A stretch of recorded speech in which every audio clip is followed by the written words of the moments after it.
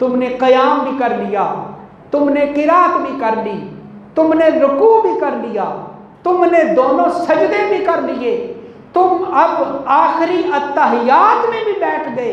اب تم چاہتے ہو کہ اللہ تمہاری یہ حاضری قبول کر لے، اللہ تمہاری یہ نماز قبول کر لے، تو تم نے کرنا کیا ہے؟ حضور کے اوپر بھی درود پڑھنا ہے،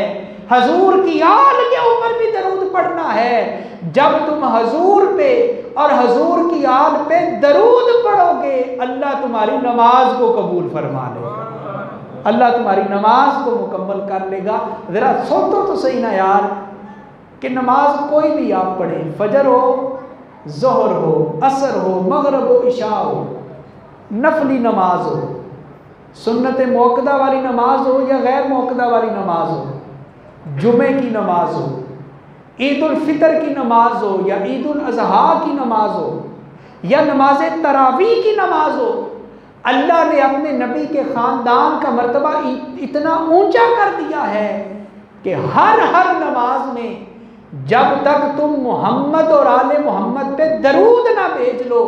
اللہ تمہاری نماز ہی قبول نہیں کرتا۔ اسی لیے حضرت امام شافعی فرماتے ہیں کہ جب تم نماز میں اتحیات بیٹھو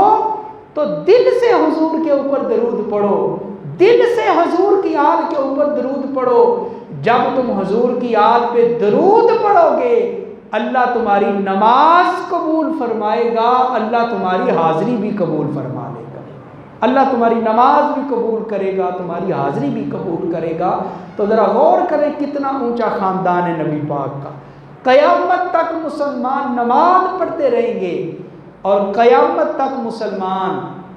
حضور پہ بھی درود بھیجتے رہیں گے اور حضور کی آل پہ بھی